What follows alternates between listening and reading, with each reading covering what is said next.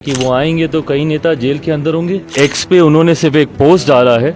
अभी जैसे ही स्थिति थोड़ी और स्पष्ट होगी कि वो किसी दल से चुनाव लड़ रहे हैं, निर्दलीय चुनाव लड़ रहे हैं, लड़ेंगे कि भी नहीं लड़ेंगे, अभी ये स्थिति स्पष्ट नहीं है। जिन लोगों ने देश में आपातकाल लगाई, इन लोगों को लोकतंत्र की हत्या की चिंता हो रही है।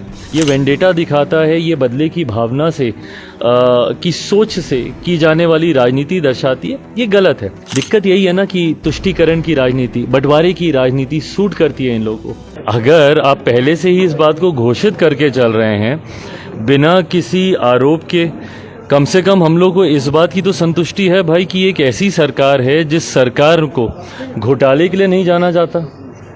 आप यूपीए की वो सरकार याद कीजिए 2004 से, जहाँ पे एक के बाद एक बड़े घोटाले हुए।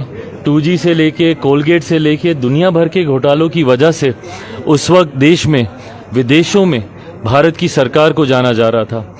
आज ये एक ऐसी सरकार है जहाँ पे मेरे प्रधानमंत्री स्पष्ट तौर से इस बात को बोलते हैं, ना खाऊंगा ना खाने दूंगा। और यही कारण है कि इतने सालों में हम लोगों ने घोटाले, दंगे, इन तमाम बातों का जिक्र तक हम लोगों ने नहीं सुना। पर जब इस तरीके की बातें कही जाती हैं कि वो आएंगे तो कई नेता जेल के अंदर होंगे, फिर ये तो विंडिक्टिव पॉलिटिक्स दिखाती है। ये वेंडेटा दिखाता है, ये बदले की भावना से की सोच से की जाने वाली राजनीति दर्शाती है। ये गलत है।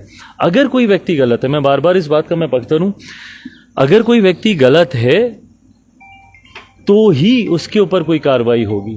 अगर कोई निर्दोष है तो उसे डरने की जरूरत नहीं है। इतना विश्वास तो कम से कम भारत की न्यायिक प्रक्रिया में रखना चाहिए। भारत के जुडिशियल सिस्टम पे इतना भरोसा होना चाहिए कि ये सिस्टम, जहां लोकतंत्र का एक मजबूत स्तंभ है, वहीं ये सिस्टम इस बात को भी सुनिश्चित करता है कि किसी निर्दोष को कोई सजा ना हो। प्रधानमंत्री ने भी कहा है कि अगर तीसरी बार हमारी सरकार आएगी तो इंडिया अलायंस के लोग भ्रम फैला रहे हैं कि डेमोक्रेसी को खत्म कर दिया जाएगा। लेकिन आज तक मैं इतने चुनाव जीता, कभी डेमोक्रेसी खत्म नहीं हुई। इतने चुनाव जीते, कभी डेमोक्रेसी खत्म नहीं हुई। जहां मेरे प्रधानमंत्री इस बात को सही बोल रहे हैं, वहीं कौन लोग लोकतंत्र के समाप्त होने की चिंता जाहिर कर रहे हैं? जिन लोगों ने खुद इमरजेंसी लागू करने का काम किया, जिन लोगों ने देश में आपातकाल लगाई, इन लोगों को लोकतंत्र की हत्या की चिंता हो रही है। ये अपने में इतना बड़ा विरोधाभास है। जो लोग बोलते हैं कि रिजर्वेशन खत्म हो जाएगा, उन्हीं के गठबंधन के सबसे बड़े घटक दल के सबसे बड़े नेता और देश के प्रथम प्रधानमंत्री जवाहरलाल नेहरू जी की सोच सुन लीजिए। जो पत्र उन्होंने लिखा था, जिसका खुलासा कुछ महीनों पूर्व भारत की संसद में प्रधानमंत्री जी ने अपने संबोधन के दौरान किया था, जो पत्र पंडित जवाहरलाल नेहरू जी ने देश भर के मुख्यमंत्री को लिखा था, जिसमें आरक्षण को लेकर उन्होंने अपनी सोच को रखा था। ये वही लोग हैं, ये बातें मैं इसलिए कोट कर रहा हूं क्योंकि ये वही लोग हैं जो बार बार इस बात का भ्रम फैलाते हैं। 2015 का विधानसभा का चुनाव याद कर लीजिए। पूरा चुनाव सिर्फ इसी बात पर लड़ा गया कि आरक्षण को समाप्त कर दिया जाएगा।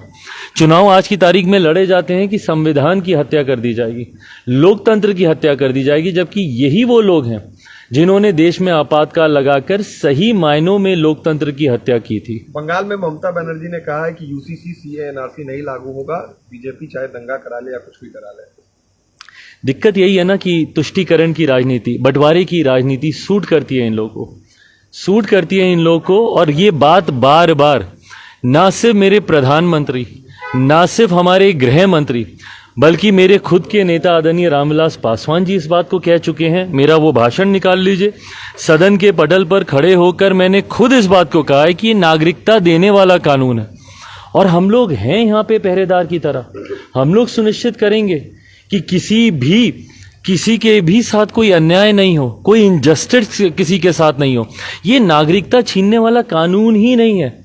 किसी की नागरिकता इसे छीन ली जाएगी, ये उसके लिए बना ही नहीं है। और बार बार मेरे प्रधानमंत्री इस बात को कह चुके हैं, आदरणीय अमित शाह जी इस बात को कह चुके हैं, पर फिर भी कुछ ऐसे राजनीतिक दल हैं जो इस बात का भ्रम फैलाकर अपनी तुष्टीकरण की राजनीति को बल देने का प्रयास करते हैं, समाज में बंटवारे की राजनीति को बढ़ाने का कार्य करते हैं, सांप्रदायिकता को, कम्युनलिज्म को बल देने का ये लोग काम करते हैं। ऐसी बातों से भ्रम फैलाया जाता है कि किसी धर्म विशेष की इससे नागरिकता छीन ली जाएगी, जबकि ये सिर्फ और सिर्फ उन अल्पसंख्यकों को नागरिकता देने वाला कानून है जो अपने अपने देशों में अल्पसंख्यक समाज से आते हैं। ने काराकाट से चुनाव लड़ने का ऐलान किया है, क्या लॉस होगा उपेंद्र कुशवाहा को, एनडीए को? भाई मुझे नहीं पता, अभी उन्होंने सिर्फ एक्स पे उन्होंने सिर्फ एक पोस्ट डाला है।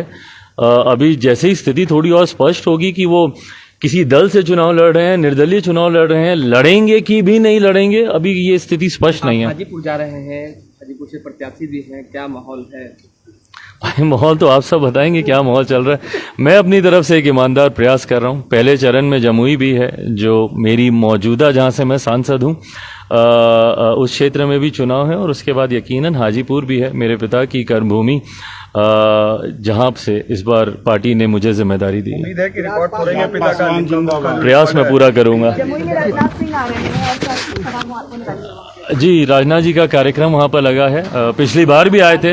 हर बार राजनाथ जी आते हैं और उनका प्यार आशीर्वाद मुझे मिला है, और बिहार के लोग, जमुई के लोग उनको काफ़ी मानते हैं, उनसे बहुत प्यार करते हैं, और मुझे उम्मीद ही नहीं, विश्वास है इस बार भी जब वो आएंगे। पिछली बार आए थे, मुझे 24 कैरेट सोना बोल कर गए थे, अगर मुझे ठीक से याद है, ऐसा ही कुछ उन्होंने कहा था कि 24 कैरेट गोल्ड है चिराग। उम्मीद करता हूं कि उनकी उम्मीदों पर मैं खरा उतरा हूं, और इस बार जब वो अरुण भारती जी, मेरे जीजा जी के लिए आएंगे, तो उम्मीद करता हूं कि जनता का वही विश्वास वो अरुण भारती जी के पक्ष में भी दिलवा पाएंगे जो पिछली बार मेरे पक्ष में करवाए थे। आपका भी रोड शो है और मुख्यमंत्री का भी वहाँ कार्यक्रम है। जी बिल्कुल, मुख्यमंत्री जी का भी वहाँ पे कार्यक्रम है। मेरा कल गया में भी कार्यक्रम है, आदरणीय जीतन राम मांझी जी जी के क्षेत्र में, वहाँ पे भी कार्यक्रम है। अब कुछ ही दिन रह गए हैं पहले चरण के चुनाव प्रचार को लेकर। 17 तारीख को चुनाव प्रचार थम भी जाएगा और 19 तारीख को मतदान है। ऐसे में सब पूरी मेहनत से लगे हुए हैं।